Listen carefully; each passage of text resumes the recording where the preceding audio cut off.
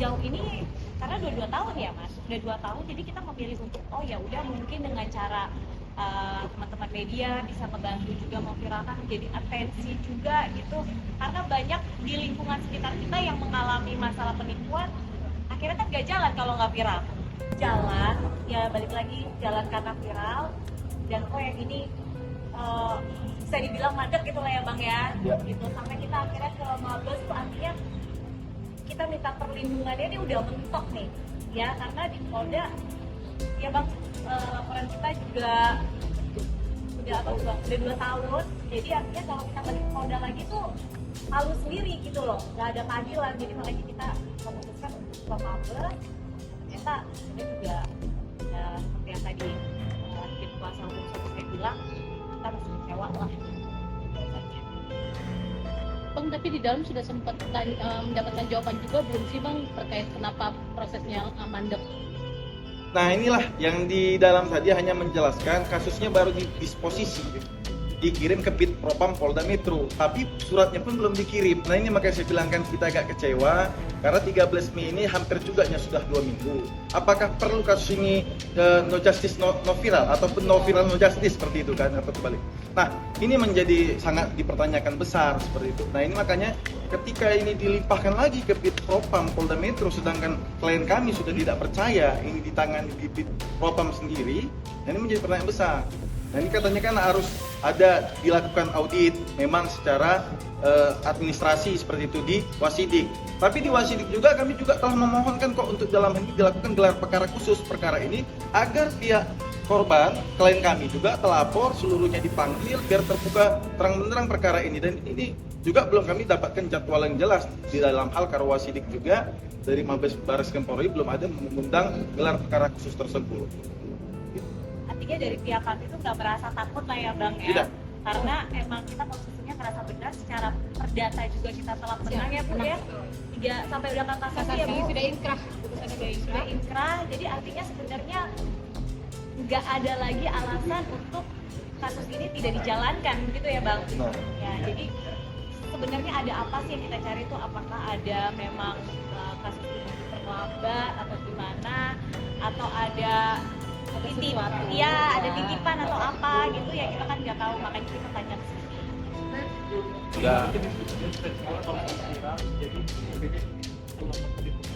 Ya sejauh ini karena udah 2 tahun ya mas, udah 2 tahun jadi kita memilih untuk oh ya udah mungkin dengan cara teman-teman media bisa membantu juga memviralkan menjadi atensi juga gitu, karena banyak di lingkungan sekitar kita yang mengalami masalah penipuan akhirnya kan gak jalan kalau nggak viral ya kan. Selama ini kita 2 tahun juga untuk memutuskan untuk diam, benar-benar diam karena oh ya udah kita coba kasih percayakan gitu. Kita percayakan ke penyidik. Nah kebetulan kan Bunga dihadirkan sebagai saksi waktu itu.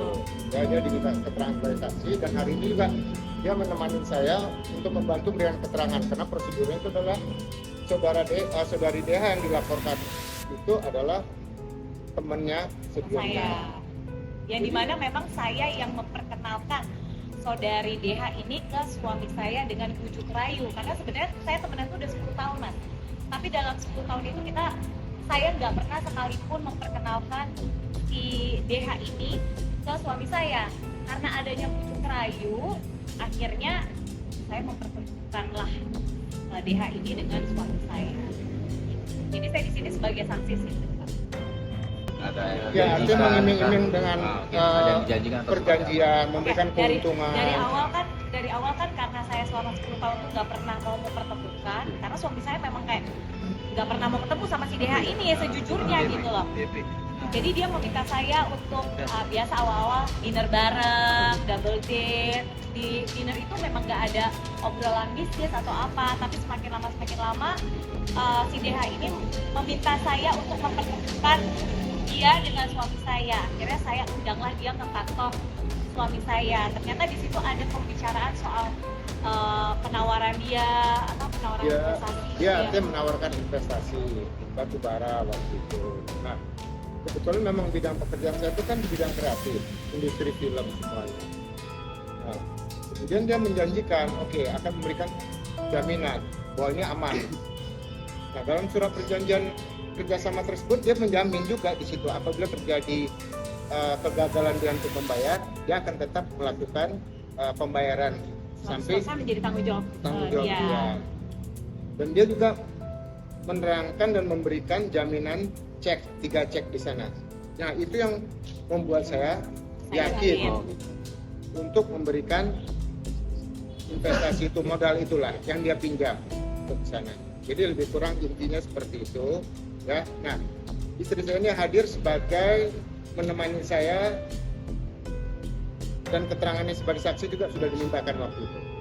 Uangnya sudah ada kembali Pak dari modal yang diberikan? Jadi gini, persoalan pengembalian uang itu keuntungan sudah beberapa kali yang sudah dijanjikan. Tapi kan keuntungan beda dengan modal, ya dengan modal beda. Jadi belakangan begitu mau bayar keuntungan berikutnya itu terkendala. Akhirnya mereka nggak bisa. Saya diminta sabar, tarso. Begitu jatuh temponya kita coba cairkan cek yang dia berikan waktu itu sebagai jaminan. Nah itu kan ya hasilnya informasi dari banknya. Duitnya tidak cukup itu kan informasinya bukan dari kita, dari pihak bank waktu itu. Nah, jadi lebih kurang keterangannya itulah. Nah, kenapa sampai akhirnya dari kuasa hukum saya ini melaksanakan pengiriman surat dan datang ke Polda juga waktu itu dari Bank Sinuraya dan juga menyertakan saksi ahli yang which is pertanyaannya apa Pak waktu itu?